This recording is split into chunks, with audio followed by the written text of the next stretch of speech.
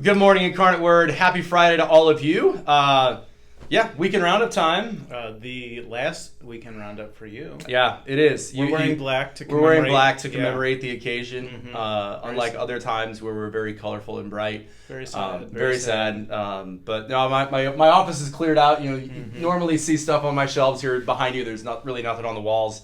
It's kind of surreal. So this is my last Weekend Roundup, and just had a lot of fun doing this over the years with Father Schneier. I hope you've enjoyed it as well. Let's get to the announcements. Let's get to the announcements. I mean, this is still a functional Weekend Roundup. That's right. Yeah. This is not just for vanity's sake. There is actual functional announcements. There aren't many, but it is a functional. Well, I would say to kick off the announcement, guess who's back?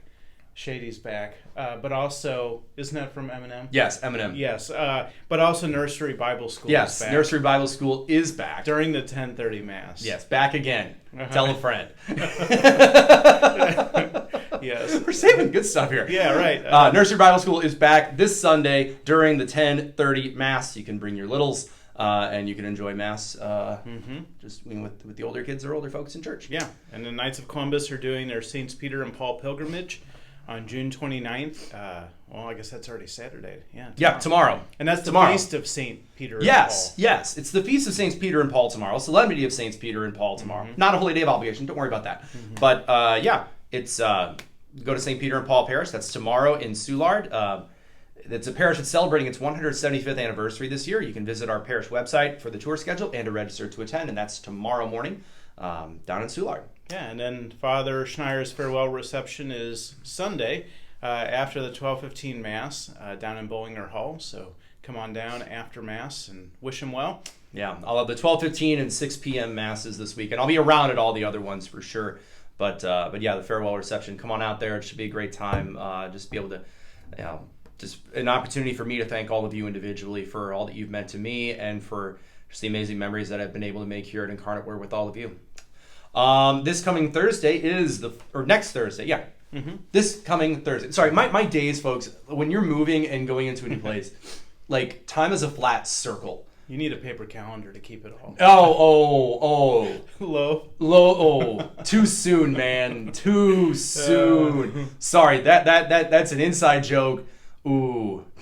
Sorry about that. That's a low blow, man. That's a low blow. 6 days from now, we will only have one Mass. We will, yes. At 9 a.m. This coming Thursday, July 4th, one morning Mass, 9 a.m. Come celebrate America by not worshiping America, worshiping Jesus. Important thing. Yeah. 9 a.m., 4th of July, one Mass, America. Yes, amen. And then Encounter, if you want to, you can sleep in, obviously, 4th of July, but the night before, if you want to get the party started for 4th of July, by, again, not worshiping America, but worshiping Jesus, Encounter is right for you. At 7:30 p.m., and it's always a good crowd and always well done. Yeah, so July 3rd, Wednesday night, come begin the 4th of July festivities a little early. With some, your ears might be ringing. Your ears might be ringing just like after fireworks, which is not a bad thing. I like both. Yeah. It's like liturgical fireworks. It's invigorating. Yeah. Exactly. Baptisms, we want to congratulate Elena Nancy Flynn, daughter of Michael and Christine Flynn, and Nora Jean, is it Singo or Chingo? I guess, yeah, I didn't do baptisms. Nora Jean Chingo? Sorry, the name is pronounced incorrectly, daughter of Tommy and Stephanie Chingo as well. We also want to pray for the repose of the souls of Lawrence Kavanaugh, father of Tim Kavanaugh, Virginia Cecilia Twellman, mother of Tom Twellman Sr., and Tommy Dunn, brother of David Dunn. So again, we want to pray for them and for the comfort and consolation of their families. All right, readings this weekend. Yeah, I'm going to kind of delve into the mystery of evil or the mystery of death, suffering. The first reading is that beautiful one. God did not create death, nor does He rejoice in the destruction of the living. Yeah. So talk from wisdom, right? Yeah. Talk about that, and then kind of tied into the miracle of healing in the gospel. So yeah, and it's the raising of the young woman, of the young girl, Talitha cum. I say to you, little girl, arise.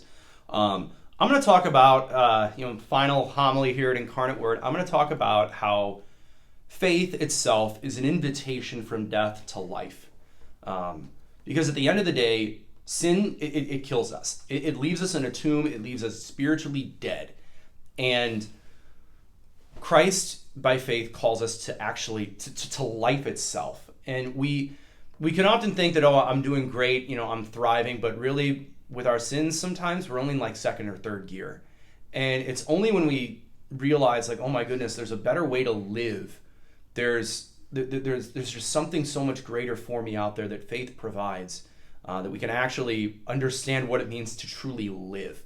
And yeah, I'm just going to talk about that for us and just what that means for us. There's a beautiful, beautiful line from Pope Benedict that it's probably one of my favorite just lines that anybody's ever spoken that I come back to time and time again in prayer. He says, "Don't be afraid of Christ. He takes nothing away and he gives you everything." Open wide the doors to Christ and you will have true life. I think that is the epitome of the invitation to Christianity itself. Christ doesn't take anything away from us. We think that, oh, we're just going to be bored and dead. Like, no, you're actually going to start living. Like, you don't know what living is until you've lived for Christ. You really don't. And I'm just going to reflect on that on my final weekend here. And yeah, it's kind of what I'm going to do. Yeah. And there are questions that kind of, even if we don't like to sit and think about them, they do circulate in our head often, about all these things, about what's coming up at the end of life and when it's going to happen, what it's going to be like. So I think it's nice that the church kind of puts these questions to us. Right. We have to. The human person cannot just go through life in blissful ignorance of death and suffering and whatnot, because like it's gonna happen. Spoiler alert: Father Time is undefeated. And I think for a lot of people, when they don't have a God in their life, there's also not a realization of mortality. I think, like, you can remember 4 years ago when everybody lost their minds on every side of the spectrum because of COVID, because we're actually confronted with mortality. We don't have a healthy fear of death. And like healthy fear, there is such a thing as that. It's a realization that, death is this great divorce of body and soul that never should have happened in the first place because of original sin. And, the Christian life is well acquainted with death, but in a healthy way, because we know that, that this is the end of our lives, but Christ, thankfully, through his death and resurrection, means that death doesn't have to have the last word for us. And that's what we hold out hope for. Yeah. So. Absolutely. Well, gosh. Yeah. I have... Any highlights? It would be really tedious to go back and do like a montage. I was waiting for you. I guess really what I wanted you to say is I'm going to miss your puns. I will, but maybe not in the way that you're hoping. No, I have, folks, I hope you know just how much I have enjoyed being with all of you these last 4 years.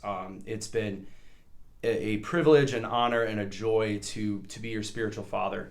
I think it was Queen Elizabeth who said, "Grief is the price we pay for love." And I have loved this parish so much, and it's going to be really hard to leave. It really is.